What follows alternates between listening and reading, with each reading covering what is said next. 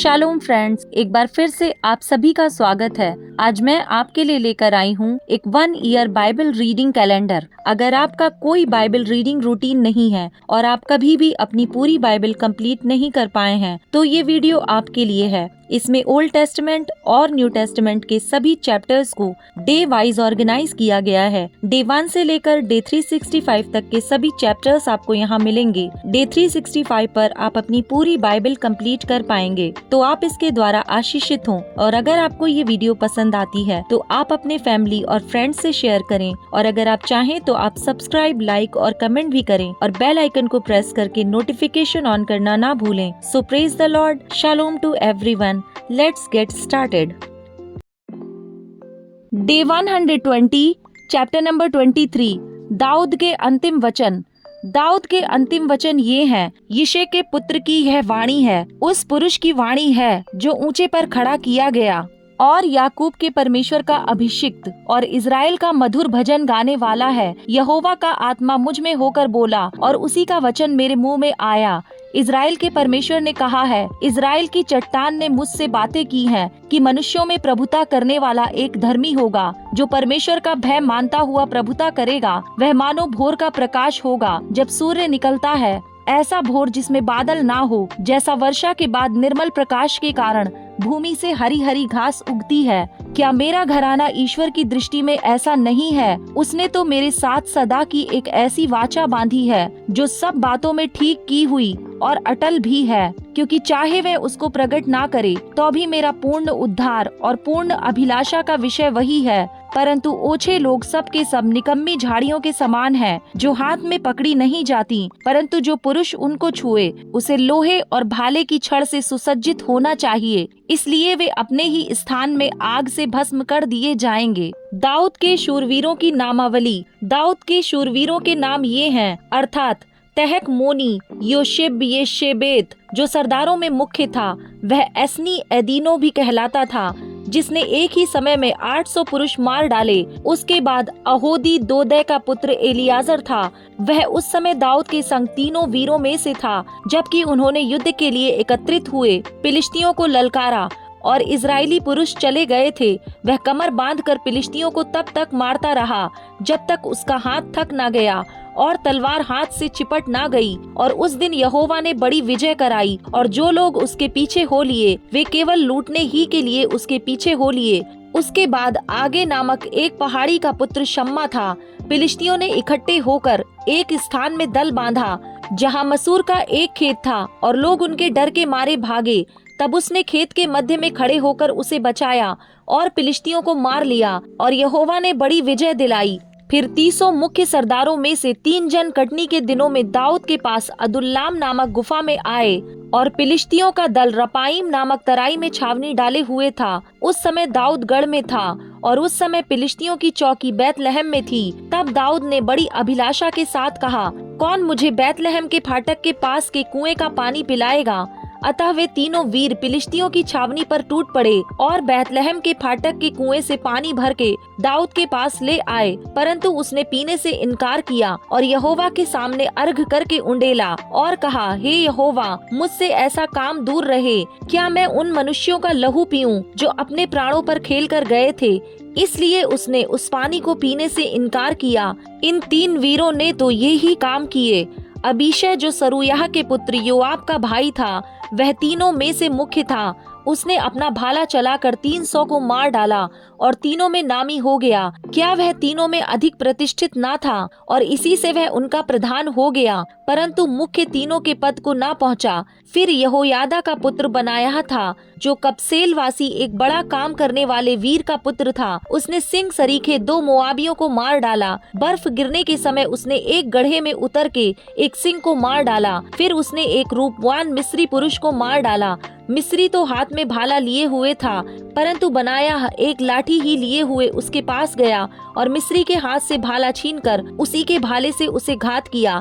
ऐसे ऐसे काम करके यहोयादा का पुत्र बनायाह उन तीनों वीरों में नामी हो गया। वह 300 से अधिक प्रतिष्ठित तो था, परंतु मुख्य तीनों के पद को ना पहुंचा। उसको दाऊद ने अपनी निज सभा का सभासद नियुक्त किया। फिर 300 में योआब का भाई असाहेल, बैतलहम वासी दोदो का पुत्र एल्हानान, हेरोदी शम्मा और एलिका, पेलेती हेलेस, तकोई इक्केश का पुत्र ईरा, अनातोती अबिएजेर, हुशाई मबुन्ने, अहोही सलमोन, नतोपाही महरे, एक और नतोपाही बाना का पुत्र हेलेब, बिन्यामीनियों के गिबा के नगर के रीबे का पुत्र हुत्तै, पिरातोनी बनायाह, गाश के नालों के पास रहने वाला हिद्दै, अराबा का अबी अल्बोन, बहुरीमी अजमावेत, शालबोनी एलेहबा, याशेन के वंश में से योनातान, पहाड़ी शम्मा, अरारी शरार का पुत्र अहियाम, माका देश के एहसबे का पुत्र एलिपेलेप्त, गिलोई अहितोपेल का पुत्र एलियाम, करमेली हेस्रो अराबी पारे, सोबाई नातान का पुत्र यिगाल, गादी बानी, अम्मोनी सेलेक, बेरोती नहरे जो सरूयाह के पुत्र योआब का हथियार ढोने वाला था, येरेती ईरा और गारेब और हित्ती उरियाह था, सब मिलाकर 37 थे। चैप्टर नंबर 24, दाऊद द्वारा जनगणना कराना और उसका दंड भोगना। यहोवा का कोप इजरायलियों पर फिर भड़का और उसने दाऊद को उनकी हानि के लिए यह कहकर उभारा, इजराइल और यहूदा की गिनती ले। इसलिए राजा ने योआब सेनापति से जो उसके पास था कहा, तू दान से बेरशेबा तक रहने वाले सब इजरायली गोत्रों में इधर उधर घूम और तुम लोग प्रजा की गिनती लो, ताकि मैं जान लूं कि प्रजा की कितनी गिनती है। योआब ने राजा से कहा, प्रजा के लोग कितने भी क्यों ना हों, तेरा परमेश्वर यहोवा उनको 100 गुना बढ़ा दे और मेरा प्रभु राजा इसे अपनी आंखों से देखने भी पाए। परंतु हे मेरे प्रभु, हे राजा, यह बात तू क्यों चाहता है? तो अभी राजा की आज्ञा योआब और सेनापति पर प्रबल हुई। अतः योआब और सेनापति राजा के सम्मुख से इजरायली प्रजा की गिनती लेने को निकल गए। उन्होंने यर्दन पार जाकर अरोएर नगर की दाहिनी ओर डेरे खड़े किए, जो गाद की घाटी के मध्य में और याजेर की ओर है। तब वे गिलाद में और तहतीम होदशी नामक देश में गए, फिर दान्यान को गए और चक्कर लगाकर सीदोन में पहुँचे।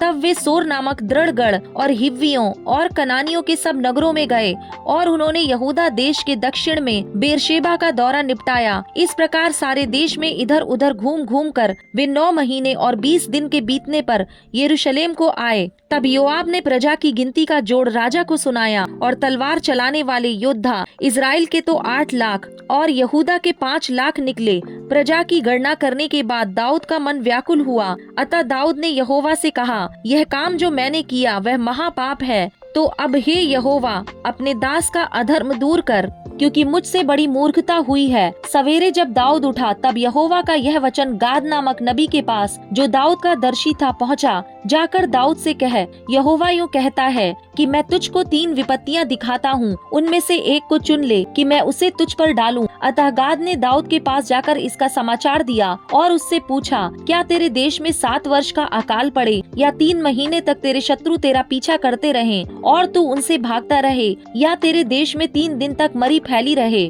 अब सोच विचार कर कि मैं अपने भेजने वाले को क्या उत्तर दूं। दाऊद ने गाद से कहा, मैं बड़े संकट में हूँ, हम यहोवा के हाथ में पड़ें, क्योंकि उसकी दया बड़ी है, परंतु मनुष्य के हाथ में मैं ना पड़ूंगा। तब यहोवा इजरायलियों में सवेरे से ठहराए हुए समय तक मरी फैलाए रहा और दान से लेकर बेरशेबा तक रहने वाली प्रजा में से 70,000 पुरुष मर गए। परंतु जब दूत ने यरूशलेम का नाश करने को उस पर अपना हाथ बढ़ाया, तब यहोवा यह विपत्ति डालकर शोकित हुआ और प्रजा का नाश करने वाले दूत से कहा, बस कर, अब अपना हाथ खींच। यहोवा का दूत उस समय अरौना नामक एक यबूसी के खलिहान के पास था। जब प्रजा का नाश करने वाला दूत दाऊद को दिखाई पड़ा, तब उसने यहोवा से कहा, देख, पाप तो मैंने ही किया और कुटिलता मैं ही ने की है, परंतु इन भेड़ों ने क्या किया है, इसलिए तेरा हाथ मेरे और मेरे पिता के घराने के विरुद्ध हो। उसी दिन गाद ने दाऊद के पास आकर उससे कहा, जाकर अरौना यबूसी के खलिहान में यहोवा की एक वेदी बनवा। अतः दाऊद यहोवा की आज्ञा के अनुसार गाद का वह वचन मानकर वहां गया। जब अरौना ने दृष्टि कर दाऊद को कर्मचारियों समेत अपनी ओर आते देखा, तब अरौना ने निकलकर भूमि पर मुंह के बल गिर राजा को दंडवत की। और अरौना ने कहा, मेरा प्रभु राजा अपने दास के पास क्यों पधारा है? दाऊद ने कहा, तुझसे यह खलिहान मोल लेने आया हूँ कि यहोवा की एक वेदी बनवाऊं, इसलिए कि यह महामारी प्रजा पर से दूर की जाए। अरौना ने दाऊद से कहा, मेरा प्रभु राजा जो कुछ उसे अच्छा लगे उसे लेकर चढ़ाए। देख, होम बलि के लिए तो बैल हैं और दावने के हथियार और बैलों का सामान ईंधन का काम देंगे। यह सब अरौना ने राजा को दे दिया। फिर अरौना ने राजा से कहा, तेरा परमेश्वर यहोवा तुझसे प्रसन्न हो। राजा ने अरौना से कहा, ऐसा नहीं, मैं ये वस्तुएं तुझसे अवश्य दाम देकर लूंगा। मैं अपने परमेश्वर यहोवा को सेतमेत की होम बलि नहीं चढ़ाने का। अतः दाऊद ने खलिहान और बैलों को चांदी के 50 शेकेल में मोल लिया। तब दाऊद ने वहाँ यहोवा की एक वेदी बनवाकर होम बलि और मेल बलि चढ़ाए, और यहोवा ने देश के निमित्त विनती सुन ली। तब वह महामारी इज़राइल पर से दूर हो गई। Luke chapter number 22 verse number 31 to 53। पतरस के इनकार की भविष्यवाणी। शमौन, हे शमौन, देख शैतान ने तुम लोगों को मांग लिया है कि गेहूं के समान फटके, परंतु मैंने तेरे लिए विनती की कि तेरा विश्वास जाता ना रहे, और जब तू फिरे तो अपने भाइयों को स्थिर करना। उसने उससे कहा, हे प्रभु, मैं तेरे साथ बंदी गृह जाने वरन मरने को भी तैयार हूँ। उसने कहा, हे पतरस, मैं तुझसे कहता हूँ कि आज मुर्ग बांग ना देगा जब तक तू 3 बार मेरा इनकार ना कर लेगा कि तू मुझे नहीं जानता। बटुआ, झोली और तलवार। फिर उसने उनसे कहा, जब मैंने तुम्हें बटुए और झोली और जूते बिना भेजा था तो क्या तुमको किसी वस्तु की घटी हुई थी? उन्होंने कहा, किसी वस्तु की नहीं। उसने उनसे कहा, परंतु अब जिसके पास बटुआ हो वह उसे ले, और वैसे ही झोली भी, और जिसके पास तलवार ना हो वह अपने कपड़े बेचकर एक मोल ले, क्योंकि मैं तुमसे कहता हूँ कि यह जो लिखा है वह अपराधियों के साथ गिना गया, उसका मुझ में पूरा होना अवश्य है, क्योंकि मेरे विषय में लिखी बातें पूरी होने पर हैं। उन्होंने कहा, हे प्रभु, देख यहाँ 2 तलवारें हैं। उसने उनसे कहा, बहुत हैं। जैतून के पहाड़ पर यीशु की प्रार्थना। तब वह बाहर निकलकर अपनी रीति के अनुसार जैतून के पहाड़ पर गया, और चेले उसके पीछे हो लिए। उस जगह पहुंचकर उसने उनसे कहा, प्रार्थना करो कि तुम परीक्षा में ना पड़ो। और वह आप उनसे अलग एक ढेला फेंकने की दूरी भर गया और घुटने टेक कर प्रार्थना करने लगा, हे पिता, यदि तू चाहे तो इस कटोरे को मेरे पास से हटा ले, तो भी मेरी नहीं परंतु तेरी ही इच्छा पूरी हो। तब स्वर्ग से एक दूत उसको दिखाई दिया जो उसे सामर्थ्य देता था। वह अत्यंत संकट में व्याकुल होकर और भी हार्दिक वेदना से प्रार्थना करने लगा, और उसका पसीना मानो लहू की बड़ी बड़ी बूंदों के समान भूमि पर गिर रहा था। तब वह प्रार्थना से उठा और अपने चेलों के पास आकर उन्हें उदासी के मारे सोता पाया, और उसने कहा, क्यों सोते हो? उठो, प्रार्थना करो कि परीक्षा में ना पड़ो। यीशु का धोखे से पकड़ा जाना। वह यह कह ही रहा था कि एक भीड़ आई और उन 12 में से एक, जिसका नाम यहूदा था, उनके आगे आगे आ रहा था। वह यीशु के पास आया कि उसको चूम ले। यीशु ने उससे कहा, हे यहूदा, क्या तू चूमा लेकर मनुष्य के पुत्र को पकड़वाता है? उसके साथियों ने जब देखा कि क्या होने वाला है तो कहा, हे प्रभु, क्या हम तलवार चलाएं?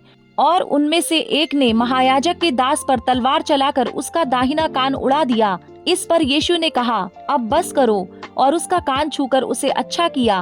तब यीशु ने प्रधान याजकों और मंदिर के पहरुओं के सरदारों और पुरनियों से जो उस पर चढ़ आए थे कहा, क्या तुम मुझे डाकू जानकर तलवारें और लाठियां लिए हुए निकले हो? जब मैं मंदिर में हर दिन तुम्हारे साथ था तो तुमने मुझ पर हाथ ना डाला, पर यह तुम्हारी घड़ी है और अंधकार का अधिकार है।